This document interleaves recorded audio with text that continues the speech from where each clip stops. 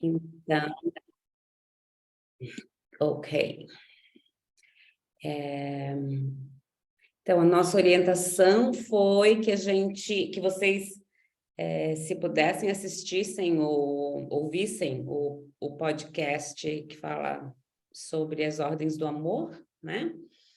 E aí, em cima desse material, a gente pode conversar um pouquinho.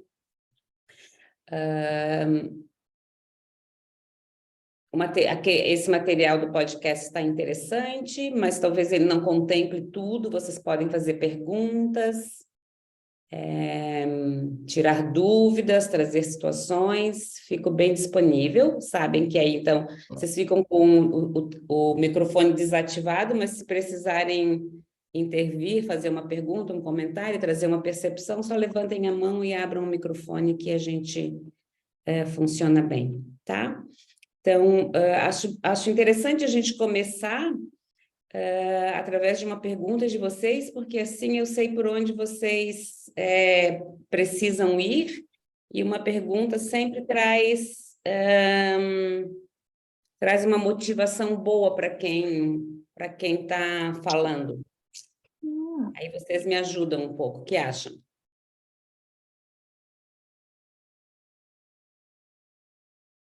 Estou disponível.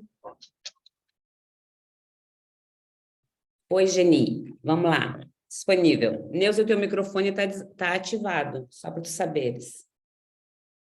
Isso. Geni, querida?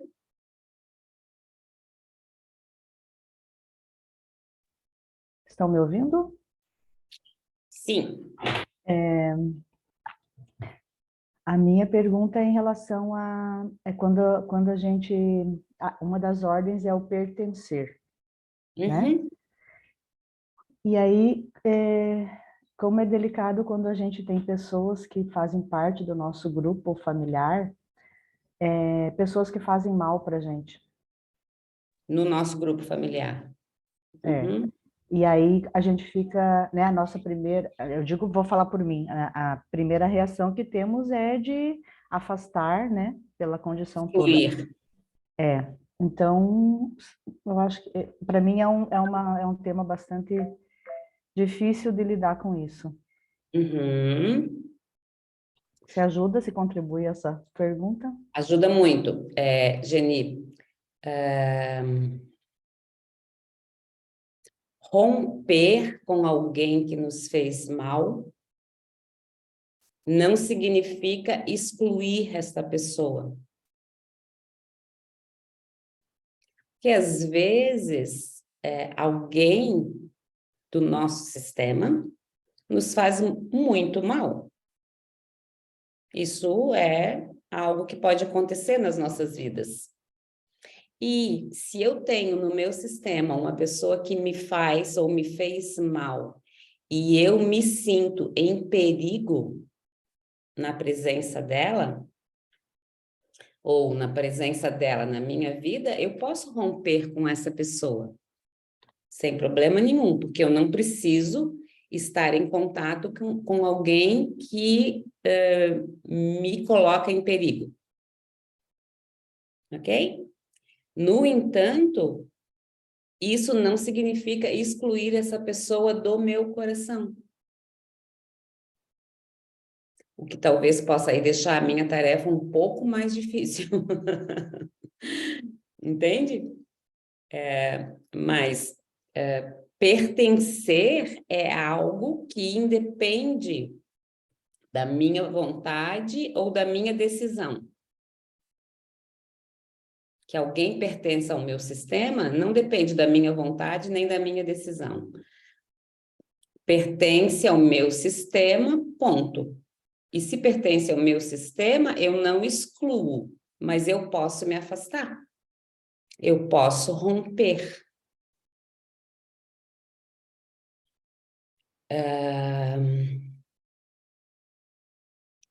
Percebe que uma coisa não depende da outra? Então, todas as pessoas têm um direito inquestionável de pertencer ao seu sistema.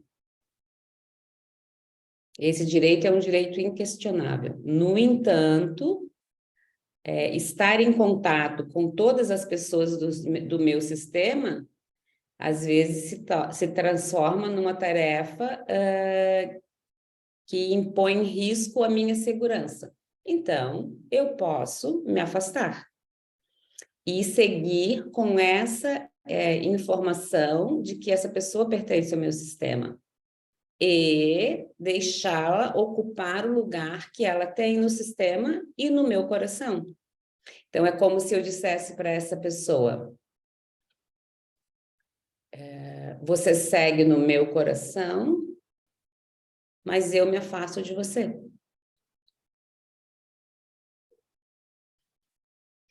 Ainda que você siga no meu coração, eu me afasto de você. Eu me afasto de você e levo você no meu coração. E a gente também tem que prestar atenção que o pertencimento não é o pertencimento que faz com que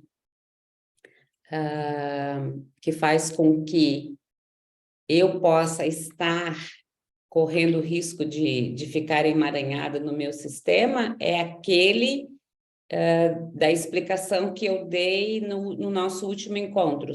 Naquele dia lá no último encontro, só a Luciana e a Neuza não estavam presentes. Todas as outras pessoas que estão aqui estavam. Eu não sei a Cleusa, porque como eu não vi o rostinho dela, eu não sei se ela estava também, não me lembro. Enfim, mas lembram aquela explicação que eu dei para os lados, para trás, na diagonal, lembram? Lembra, Geni? Então, pertencem ao meu sistema aquelas pessoas, não é? Todas com laços consanguíneos e depois aquelas duas situações que incluem também pessoas que não têm laços consanguíneos comigo. São essas pessoas daquela explicação, que eu posso repetir rapidamente, que podem trazer risco de emaranhamento para mim no meu sistema. As outras pessoas não trazem risco de emaranhamento. No entanto, se faz parte do meu sistema, eu incluo no meu coração, ainda que eu não possa estar em contato. Não possa, não deva, não queira. Entendeu, Geni? E esse estar incluído no coração, que sentimentos constam quando eu digo que está no meu coração? Quer saber se a gente precisa amar essas pessoas? Acredito que isso não seria, mas que sentimentos me remete quando eu digo que está no meu coração, mas eu preciso excluir porque fez mal, porque me põe em Eu risco. preciso me afastar porque fez mal. Não excluir. A exclusão é um problema, sempre. Me afastar não é um problema. Tá, mas Ok? estar no coração remete a que sentimentos? Estar no coração remete a essa condição inquestionável de que a pessoa faz parte. A pessoa faz parte do meu sistema. Ela é um membro. Quando eu tiro uma fotografia da minha família, essa pessoa está presente na fotografia sistêmica.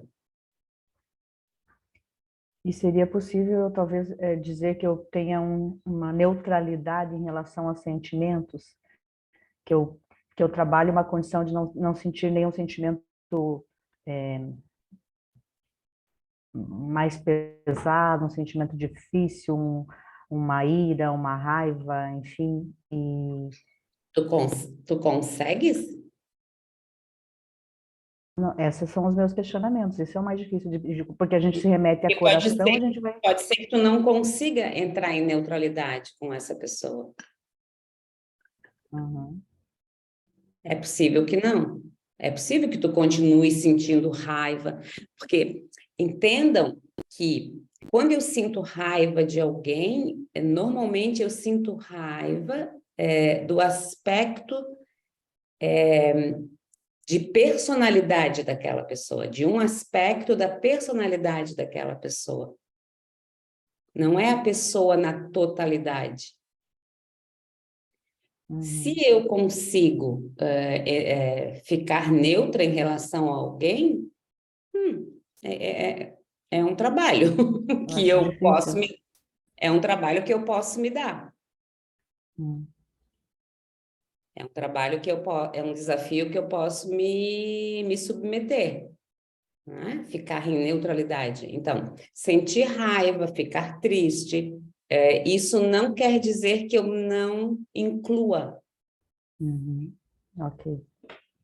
Percebem? Porque esse pertencer, ele é inquestionável, não depende da minha decisão.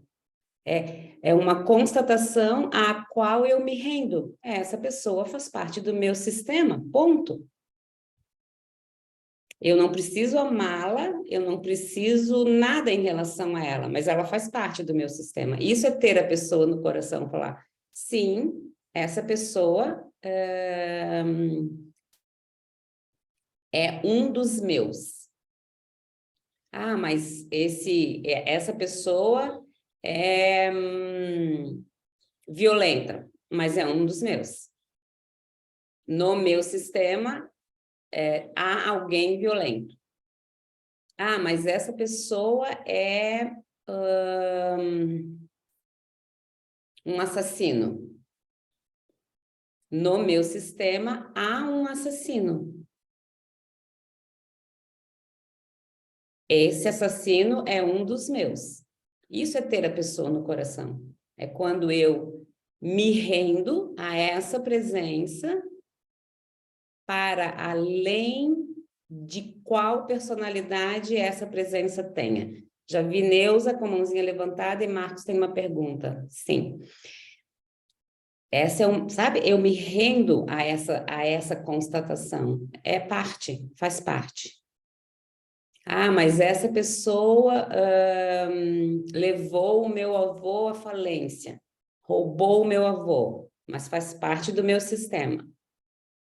No meu sistema há um ladrão. Isso faz parte de nós. É isso.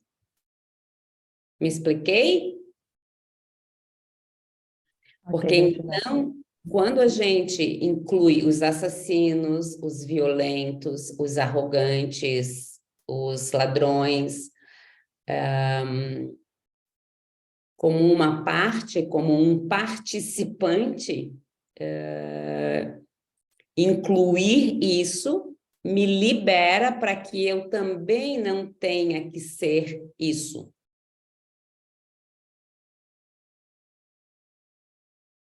Quando eu incluo a arrogância de alguém do meu sistema como uma parte do meu sistema, esse é o caminho mais rápido para que eu também não seja uma pessoa arrogante.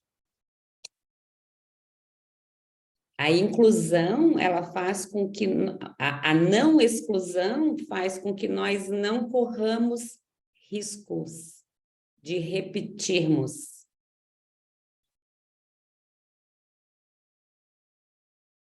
Ok? Então, violentos, assassinos, ladrões, arrogantes, demagogos, tristes, alegres, bonitos, feios, queridos, não queridos, todos fazem parte.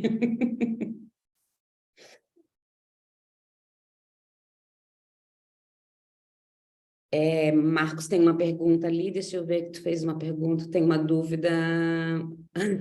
Tá. Quem puxa os seus não regenera.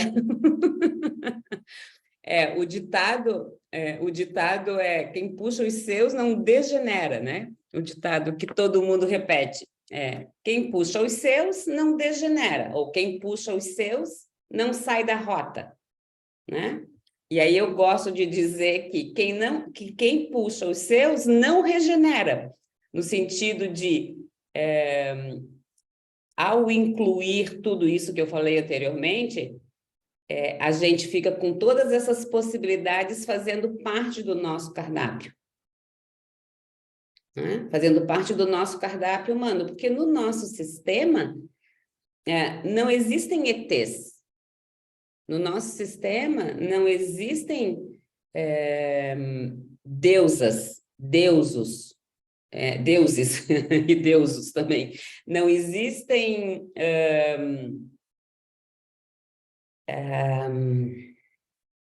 magos, não existem princesas e príncipes, existem pessoas com suas características positivas e negativas, defeitos e virtudes.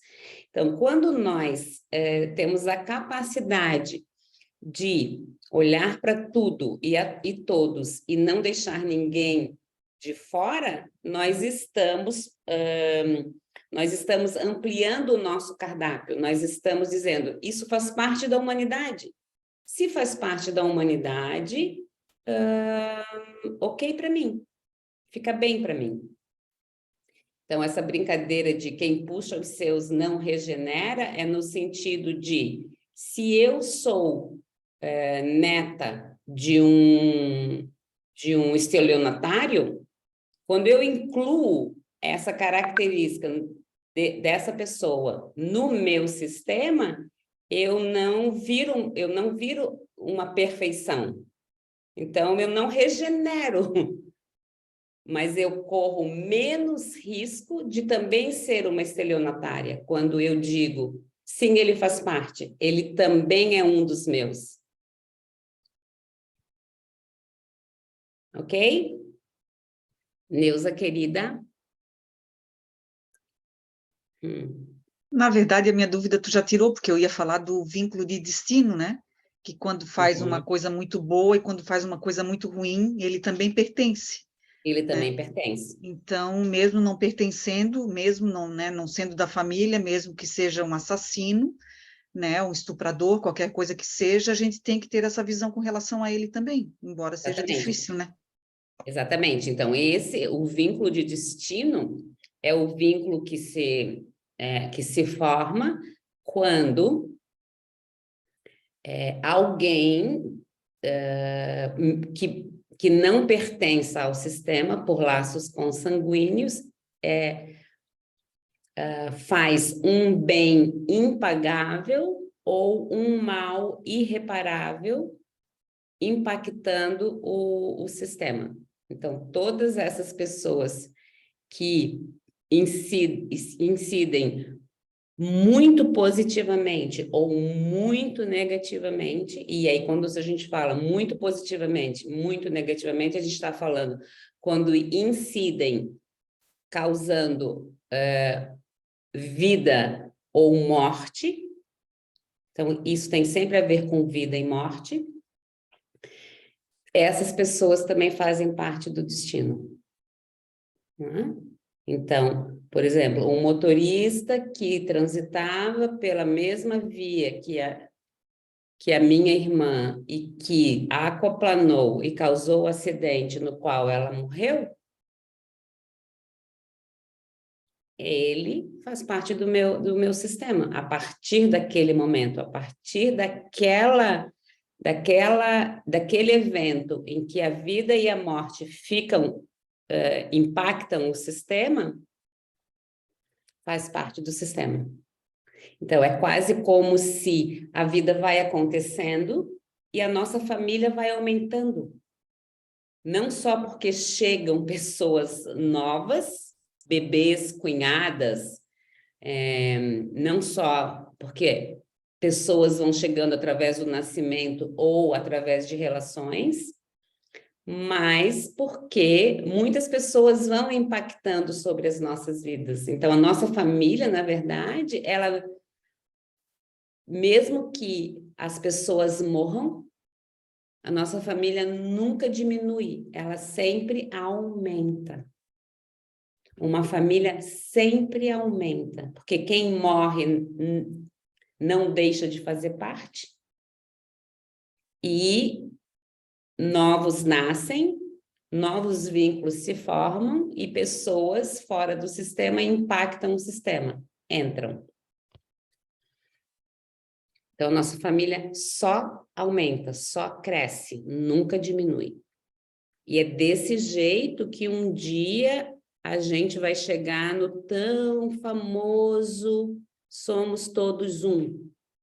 Somos uma grande família planetária, sabe assim? Isso tudo que a gente ouve há tanto tempo, somos todos um, somos todos uma família planetária, fazemos isso, esse amor universal, é com essa consciência de que todos que fazem parte, que a gente vai chegar nesse lugar do amor universal, do somos todos um.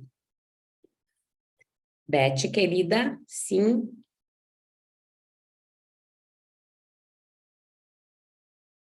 Oi, me ouve? Sim, né? Sim. E Eva, eu tenho uma pergunta para te fazer, porque agora que você disse que vai aumentando a família, eu queria te perguntar sobre os movimentos fundamentais da alma, né? Que são aqueles dois. Ou tu vai para o mais ou vai para o menos, porque tu falou que a família vai crescendo. Só que tem alguns movimentos que a pessoa escolhe ir para o menos, porque aconteceu algo na família dela que ela não quer ter mais aquele movimento e ela escolhe ir para o menos. Uhum. Menos trabalho, menos relacionamento, menos vida. Menos tudo. Então, assim, Uhum. pode falar um pouquinho sobre Não, isso? pode continuar.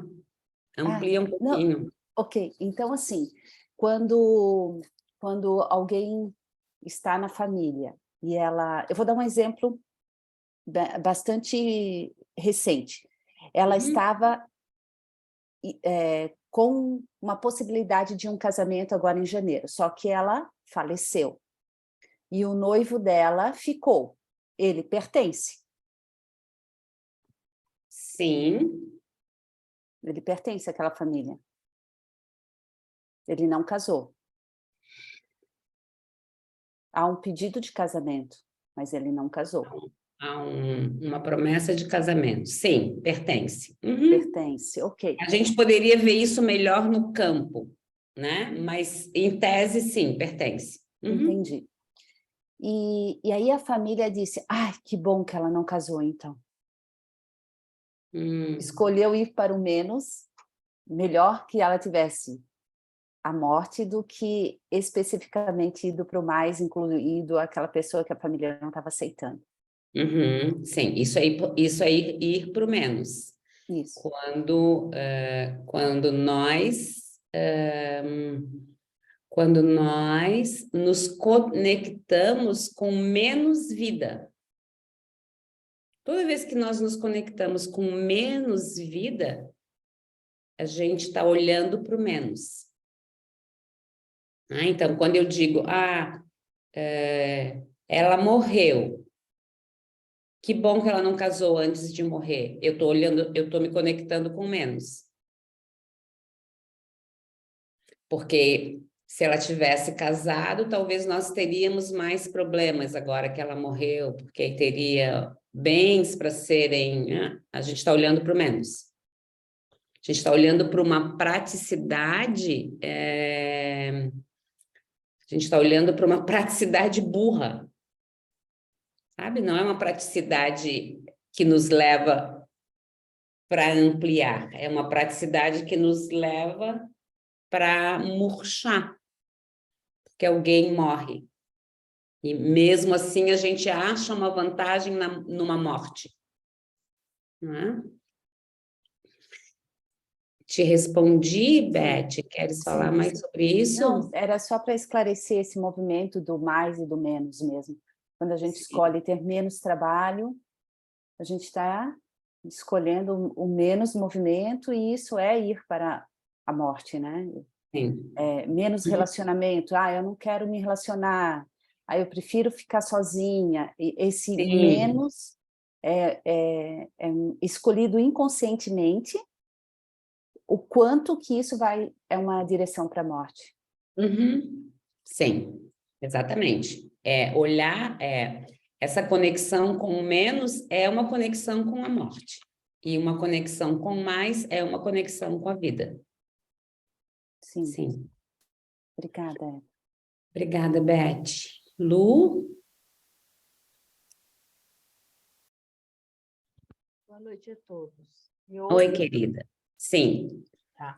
Então, a minha pergunta é assim, ó, uma vez que por uma fatalidade do destino, essa pessoa que causou o acidente na minha família, seja de carro, um bandido que assassinou, né? A pessoa entrou no meu sistema ali por um evento ruim, um evento negativo. Essas técnicas, esses processos de limpezas que tem, inclusive como o Ho'oponopono, se eu trabalho essas técnicas de limpeza para eu limpar o que ficou de ruim desse acidente, desse evento, isso não tira ele do meu sistema ou ele vai, dali em diante, permanecer no meu sistema? Ele vai permanecer no sistema. Porque, então, essas técnicas vão me ajudar a talvez encontrar o meu equilíbrio. Uhum. Mas ele vai continuar no meu sistema. E dali, então, daquele momento que aconteceu aquele acidente, dali para enquanto o meu espírito existir, essa pessoa que causou esse evento, seja ruim ou seja bom, ele vai fazer parte do meu sistema. Vai fazer parte do sistema. Mesmo não sendo consanguíneo. Então, em outras vidas, Mesmo não sendo consanguíneo. eu posso estar encontrando essa pessoa novamente, tendo situações a ser trabalhadas com ela. Aí eu não sei. Ah, tá. Porque aí eu não sei por quê. Porque nas constelações a gente não fala de outras vidas. Bert Hellinger não fala disso. Não estou nem dizendo que ele não considerava. Sim, mas sim. ele não, Nem que sim, nem que não. Só não sabe, só não tem. não trazia essa informação. Ah, entendi. Essa Ok. conotação religiosa, que são conotações de crenças e religiões, Bert não trazia como uma informação. Tá. Bert sempre falava dessa vida e não dessa e de outras. Uhum. Ele falava de questões transgeracionais, mas não falava de reencarnação nem de outros momentos existenciais. Entendi. Tá, Tá? legal. Então, sobre a tua pergunta, Lu, fica essa informação. Eu posso usar técnicas, né? Uhum. Essas que tu citaste e outras, mas aquela pessoa faz parte do meu sistema. Para sempre agora. Ele é um membro do meu sistema. Tá. Né? Então, é assim, o Berto explicou isso bem bonitinho, contando uma história. Então, ele disse que quando ele estava chegando nessa conclusão, já observando sistemas, culturas diferentes, e aí ele foi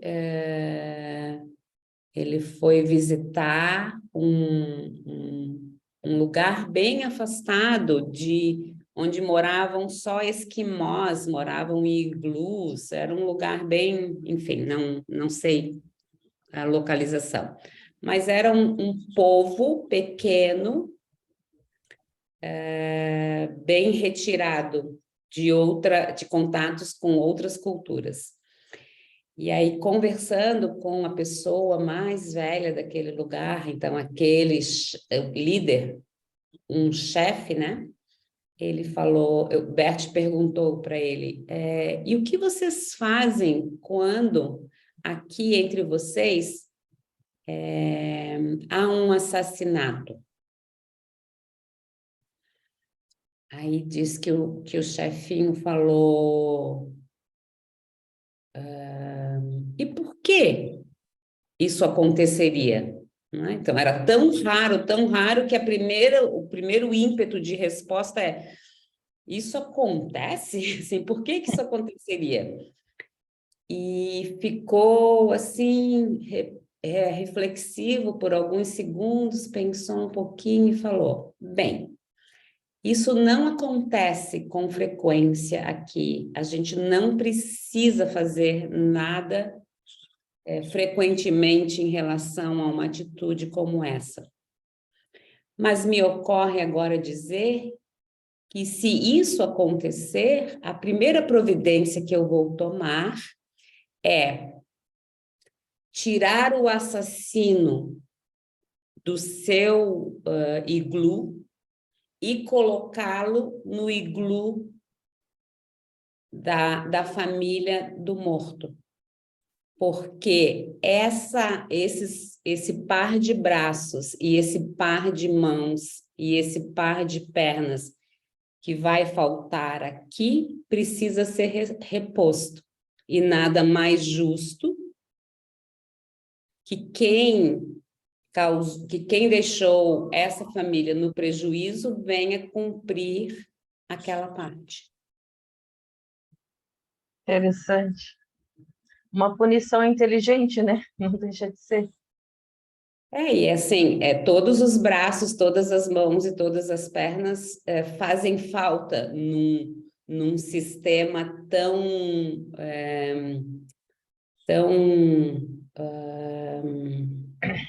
necessitado de recursos. Então, nada mais justo que isso seja coberto, que essa falta seja coberta, né? Então, foi assim que Bert falou sobre essas questões do pertencer com esse vínculo de destino. Entendi. Beleza. Tá? Obrigada, querida. Pensando assim, então, a gente vai estar sempre realmente aumentando, né? O nosso sistema Vai infinito, aumentar, né? vai sempre ficar grande. Tomara E que seja maior. só por situações boas, né? Sim, Beleza. mas na dimensão onde nós estamos inseridos, né, Lu, isso é utópico, né? Ainda é utópico. Walter, querido.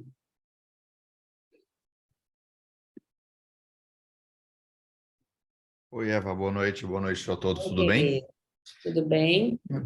Tudo bem também. Minha pergunta é bem simples. A Beth comentou na fala dela sobre as escolhas, né? As escolhas que te levam à vida ou à morte. Então, sempre que você escolhe o menos, você está escolhendo a morte. E aí, uma dúvida que surgiu foi: isso é em todas as escolhas da vida?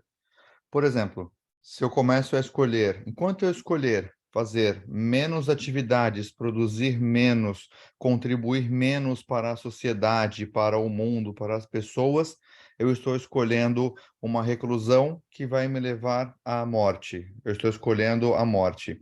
Enquanto eu fizer escolhas que eu estou contribuindo, produzindo, trabalhando mais, ou vivendo mais, ou sentindo mais, ou seja, enquanto eu sentir que a minha luz, a minha chama está ardendo para produzir mais, eu estou escolhendo a luz da vida. Seria mais ou menos isso, ou eu entendi errado? Não, esse é um jeito bom de falar sobre esse olhar para o mais e para o menos. Sim. Sim, mas é possível, por exemplo, que um dia porque tu tens um filhinho, e aí tu queiras tirar férias mais longas, ficar mais tempo disponível para ficar com teu filhinho, por exemplo. E aí tu vai parar de produzir trabalho, mas tu vai produzir pessoa. Uhum. Então, Você não um deixa de estar olhar para produzindo mais. mais. Isso, então não é, sabe? Não necessariamente que eu que quero descansar um pouco mais, não Uhum. esteja olhando para o mais, porque tem que estar sempre trabalhando e produzindo. Não. Posso estar, por exemplo, com os meus netos, não trabalhando, passando férias longas com eles, porque estou deixando essa produção também acontecer, desse contato, dessas memórias, dessa lembrança, da criação de hábitos, Uhum. passando as histórias para frente através deles. Isso é olhar para o mais também. Claro, claro.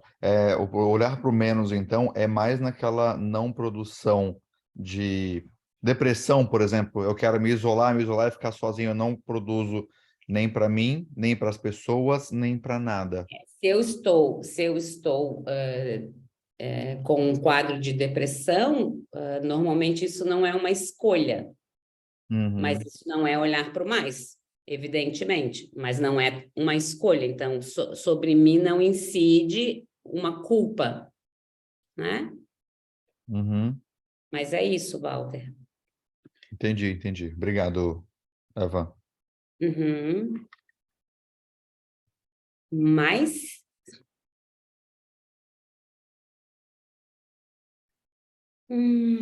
Thaís, querida, Boa noite. eu descobri que você já foi loira. Eu sou ainda um pouco. Hum. Tu andou me stalkeando no Instagram. Andei te stalkeando, hein? Te vi bem loira e linda. Ai, que honra.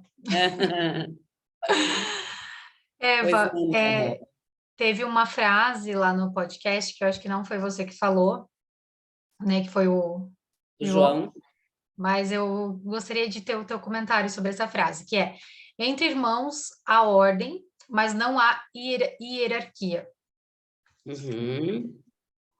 Entre irmãos a ordem, porque a ordem entre irmãos significa o primeiro que nasceu, o segundo, o terceiro, o quarto, então há uma ordem, mas não há hierarquia porque eles fazem parte da mesma geração.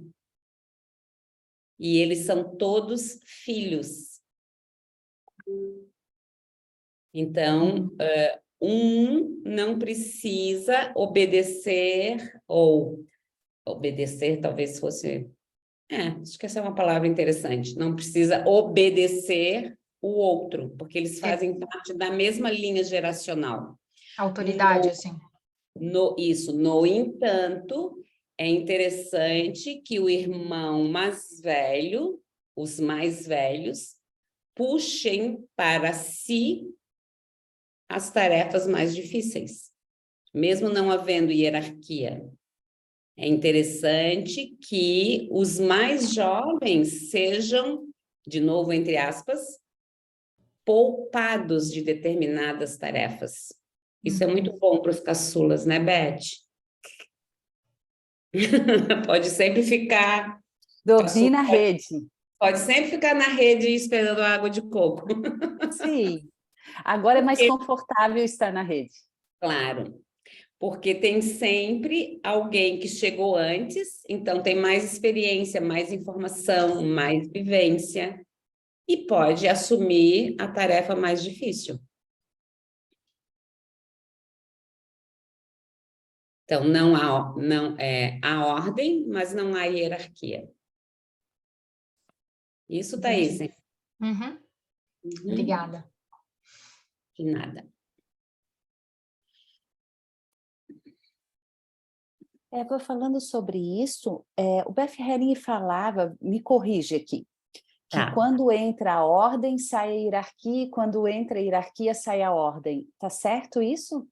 Isso, onde há ordem, onde há ordem, não há hierarquia, onde há ordem, não há equilíbrio.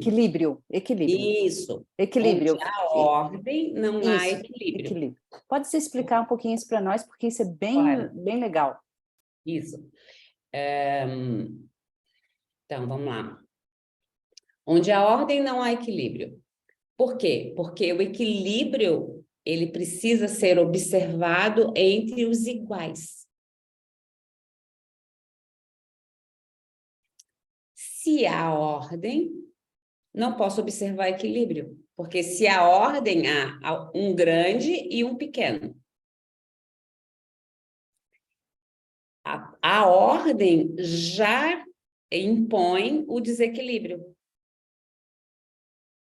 Quando há ordem, há sempre um maior e um menor. Isso já é desequilíbrio.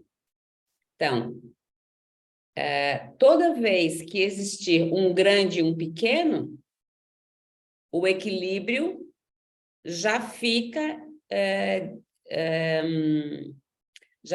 impossível, porque isso aqui é o desenho da ordem. Esse é o desenho do equilíbrio. Então, se o equilíbrio é entre os iguais equilibram entre dar e receber, dar e receber. Havendo ordem, automaticamente há desequilíbrio. E a grande questão humana é que, mesmo havendo desequilíbrio, mesmo havendo desequilíbrio, mesmo havendo ordem, nós lutamos para equilibrar. Essa é a grande confusão entre pais e filhos. Entre pais e filhos, há ordem. Grande, pequeno. Quando os filhos tentam equilibrar com os pais, eles maculam a lei da ordem. E aí, aqui, a grande confusão começa a ficar estabelecida. Porque entre pais e filhos, isso aqui é o orgânico, isso aqui é o natural, isso aqui é o que faz caminhar para o mais, isso aqui é que faz ficar interessante. Um pequeno nunca tentar equilibrar com o grande, porque o grande é a fonte e o pequeno é a lagoinha embaixo da fonte. Então, a lagoa nunca pode jorrar água para cima, subsidiando, aportando água para a fonte. E é isso que os filhos normalmente tentam fazer com seus pais. Eles querem, como lagoas, espirrar água para cima e fazer com que suas fontes se banhem da água deles. Então, os filhos nascem já é demais. Os filhos são, quando os filhos são concebidos, eles já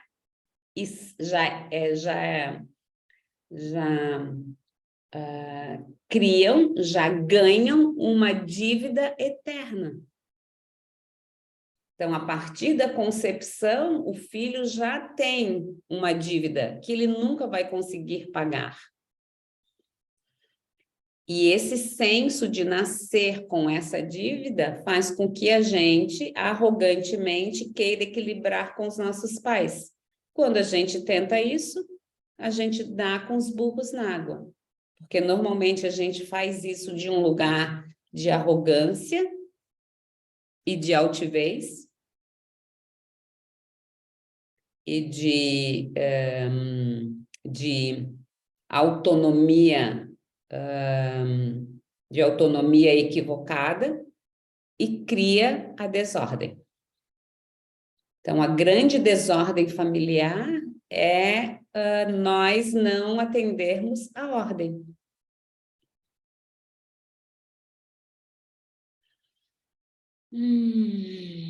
Isso, Beth. Sim, Eva. Uhum. Onde há ordem, não há equilíbrio. Então, entre irmãos tem ordem, então não tem equilíbrio? Entre irmãos não tem hierarquia, tem ordem. Uhum. Então, entre irmãos, a ordem, quem nasceu primeiro, cuida, protege quem vem depois. Mas como fazem parte da mesma linha geracional, não tem hierarquia. Uhum. Então, entre irmãos, a ordem. Se a ordem, não há equilíbrio. Quem chegou antes dá para quem chegou depois. E às vezes não é que dá algo mas dá a experiência, dá o caminho amaciado, dá, por exemplo, ter ensinado ou deu à sua mãe a experiência de ser mãe pela primeira vez. Então, quando o segundo filho chega, a mãe já sabe como é aquele processo. Então, sempre quem vem antes beneficia quem vem depois. Sempre. Desculpa, Eva. E o equilíbrio é entre pares, cônjuge? O equilíbrio é entre pares, é entre casais. O que é pares nesse caso? É ter entrado na relação ao mesmo tempo. Irmãos não entram em relação ao mesmo tempo, eles entram em tempos diferentes, por isso tem ordem. Um casal entra na relação ao mesmo tempo. Então, eu olho, né? Eu olho para um homem e se ele corresponde ao meu olhar, a gente entra junto na relação. Então, quando a gente entra junto na relação, não há ordem. Aí precisa ser uma relação de um bom dar e um bom tomar. Dar e tomar precisam ser equilibrados. Então, entre casais não há ordem. Por isso o equilíbrio é tão importante. Entre pessoas que fazem parte de uma equipe, que entram juntos na equipe. É um relacionamento de equilíbrio. Amigos, amizade é um relacionamento de equilíbrio. A parte organizacional também, né, Eva? Tem equilíbrio entre pares, né? Mas tem hierarquia. Aí mas tem hierarquia. Uhum. Não tem, por exemplo, então, se eu faço parte da diretoria e tu também, tá? Nós somos pares, talvez haja a ordem de termos chegado antes ou depois, mas temos o mesmo patamar hierárquico, mas entre nós duas pode haver ordem, porque eu cheguei 3 anos antes e você 3 anos depois. Então, hierarquicamente somos pares, mas tem uma ordem anterior. Entende? Então, ordem e hierarquia podem convivem.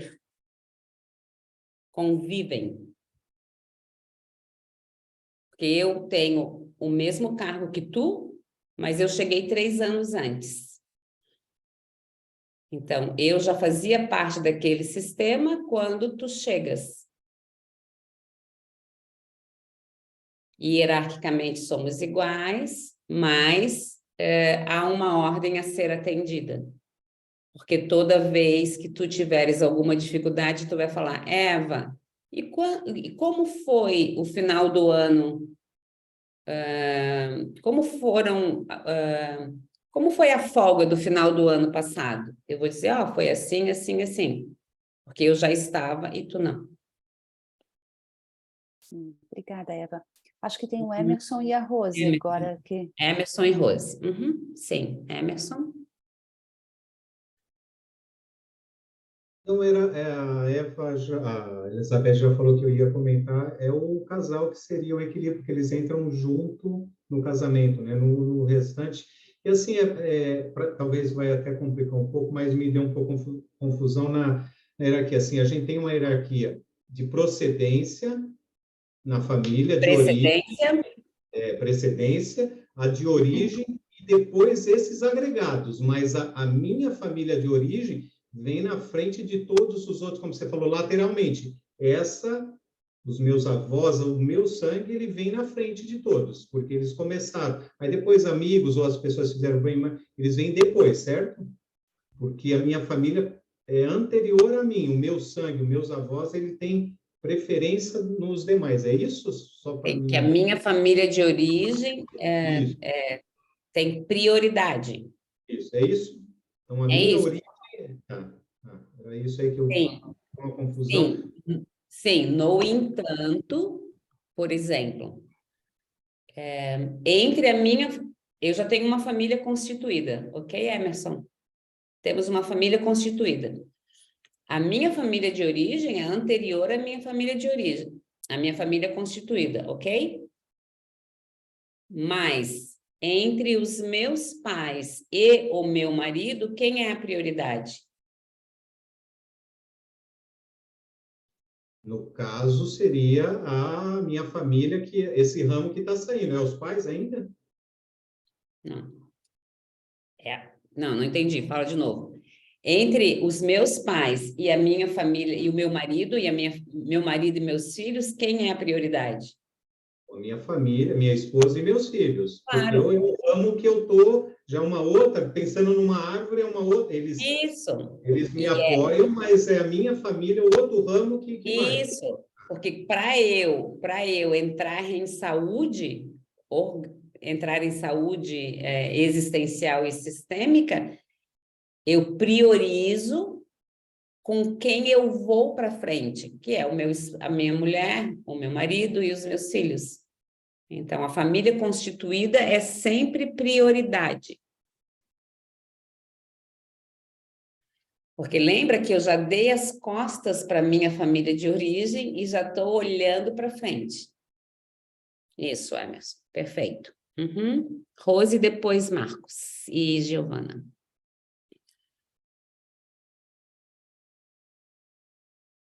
Rose, cadê você? Tá ali. Tem que abrir o microfone. Isso.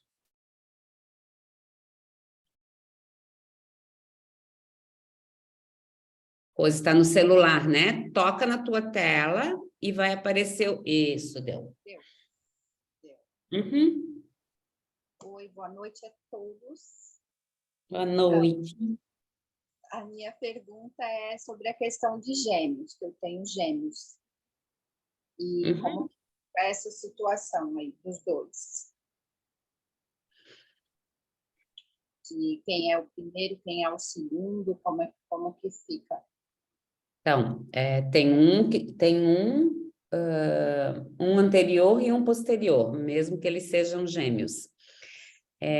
A anterioridade e a posterioridade na questão de gêmeos é quem nidou primeiro é mais velho, quem nidou em segundo lugar é mais jovem.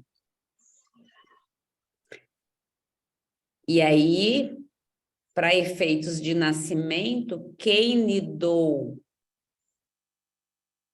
primeiro, o mais velho, vai nascer depois.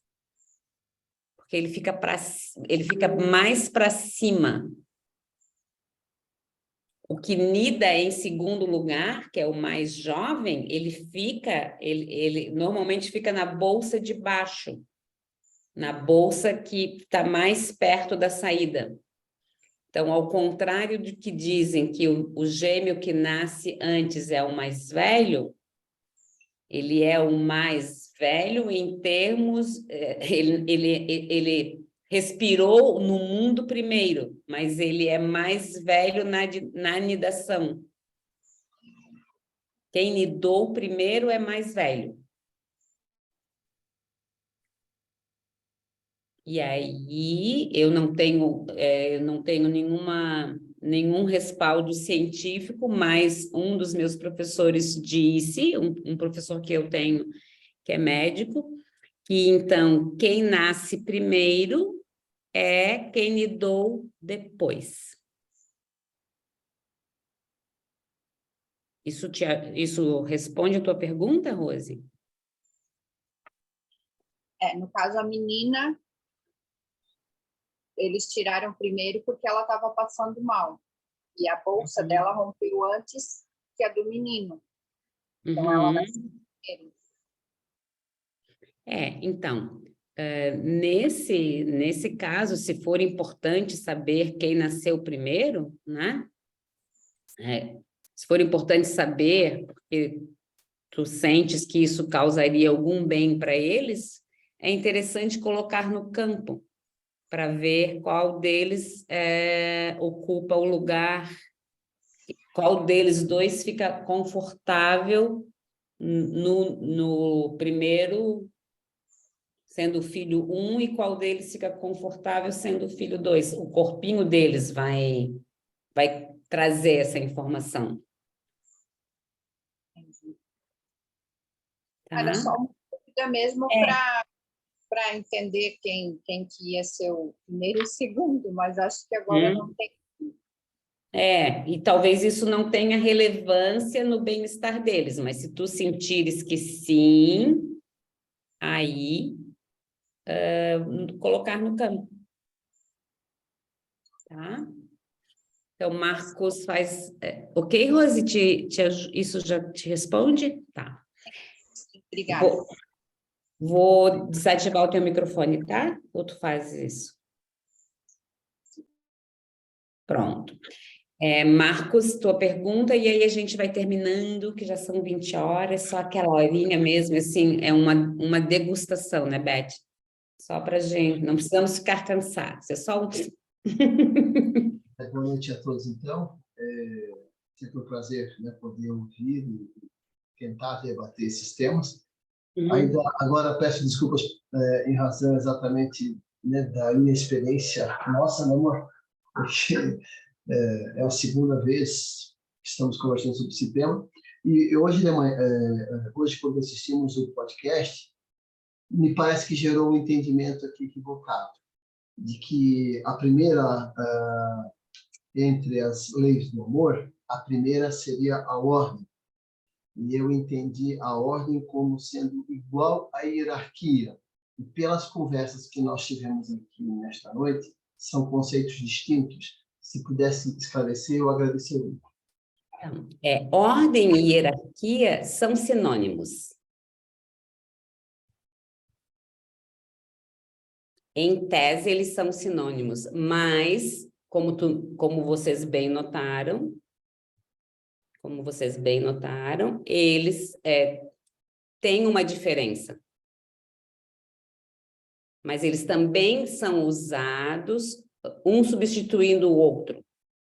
Então, existem autores, existem textos do próprio Bert Hellinger que ele vai usar hierarquia como sinônimo de ordem. Né? Então, ordem aqui quer dizer primeiro, segundo, terceiro, quarto. Né? E hierarquia é esse conceito de grande e pequeno também, de um maior e um menor. Então, eles são sinônimos, eles se confundem, mas vocês viram que, por exemplo, quando a gente está trabalhando com uma questão organizacional, a gente fala de ordem, quem chegou antes, quem chegou depois, e a gente fala de hierarquia, porque aí a gente está falando das questões hierárquicas, de função. De nível. Como? De nível. De nível hierárquico, tá? Ok, Marcos? Isso? Esclareceu? Sim, sim. E outra palavra que é usada também como sinônimo de ordem e hierarquia, nesse sentido primeiro, é precedência. Ordem, hierarquia ou precedência. Né? Então, a primeira lei do amor, às vezes, ganha um desses três nomes. Ordem, hierarquia e precedência. Muito bem. Isso, Beth, querida. Sim. Obrigada, Eva. Obrigada a todos. E eu gostaria de convidá-los para se trazer como foi essa 1 hora. Traga em uma palavra, uma frase, para que a Eva possa ter uma base, eu e a Eva, né? De como foi para vocês, se está valendo a pena, se foi dentro das expectativas, para que a gente possa realmente trabalhar a melhoria, não é para puxar saco não, né, Eva? Não, é justamente para ser realmente trazer assim para a gente ter uma noção. Se quiserem abrir o microfone, fica mais fácil. Pode Isso, também acho, Beth, que tu vai chamando pela ordem que aparece na tua tela, porque aí fica mais fácil para ninguém falar junto. Tá bom. Ótimo. Eu tenho aqui... Geni, pode começar? Pode ser você? Sempre muito bom, embora seja apenas o segundo encontro que eu estou com vocês, né?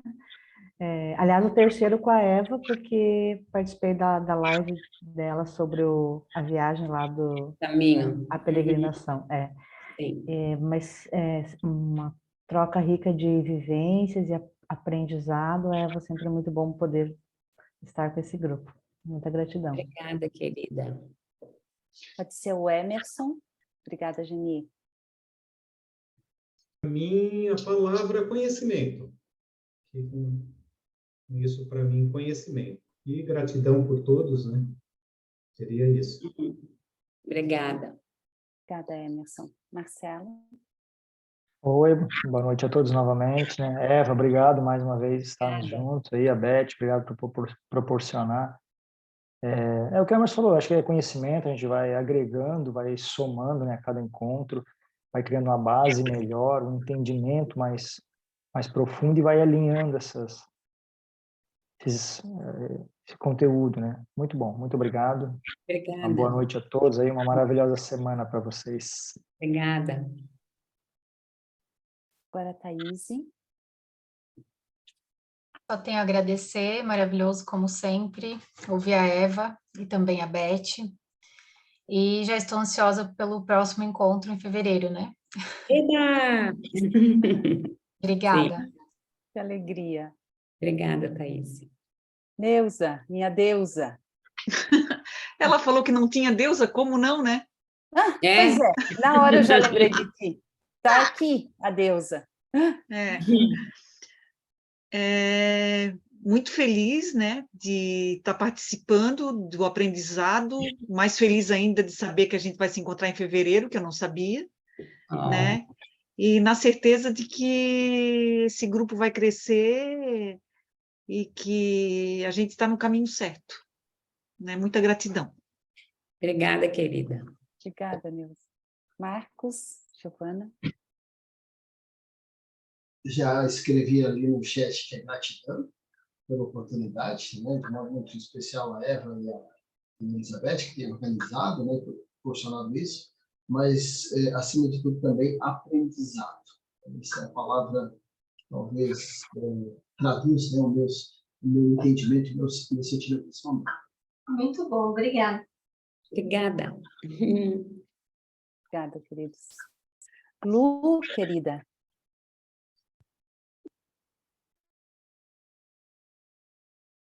Então, eu quero agradecer a todos, é sempre muito rico estar na presença de vocês, beber um pouco da fonte do conhecimento da Eva e da Beth é muito enriquecedor para nós, gratificante, e poder contribuir, assim, saber que cada dúvida de cada pessoa contribui para o meu esclarecimento e para o meu crescimento. Muito obrigada. Obrigada. Obrigada, Lu. Muito obrigada. Elisete, querida. Boa noite a todos. Para mim também, assim como o Marcos, é o meu segundo encontro. Eu espero que seja um encontro longo e próspero, de muitas trocas e de muito conhecimento. Obrigada a todos vocês e uma excelente semana a todos. Obrigada, Elisete. Obrigada, querida. Walter, querido. Oi.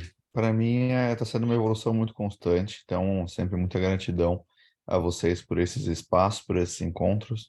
Realmente, se puder mantê-los, né, entre um encontro presencial e outro, faz sentido, porque ele dá uma constância. Então, acho que se fosse para resumir em uma palavra só, é a profundidade. A gente vai se aprofundando no tema, se aprofundando em considerações, em outros pontos que vão aparecendo ao longo dos nossos dias, né? E aí, entre um encontro e outro, se acaba conectando esses pontinhos que vão soltando, que vão aparecendo. Então, é muita gratidão mesmo. E a palavra é esse conhecimento aprofundado. Isso é muito bom, muito bacana e faz toda a diferença na nossa evolução. Obrigada, querida. Obrigada, Walter. Rose.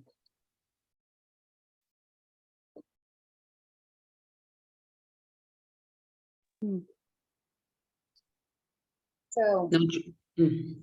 só agradecer a disponibilidade de vocês, né, a Beth, a Eva, de estar trazendo tanto conhecimento para a gente. Gratidão, a palavra é amor. Muita amorosidade sempre nesses encontros.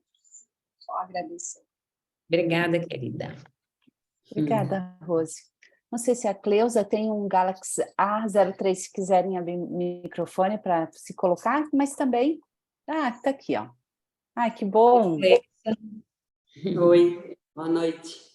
Eu também gostei muito de participar, foi um aprendizado bem gostoso, já conheço alguma coisa também.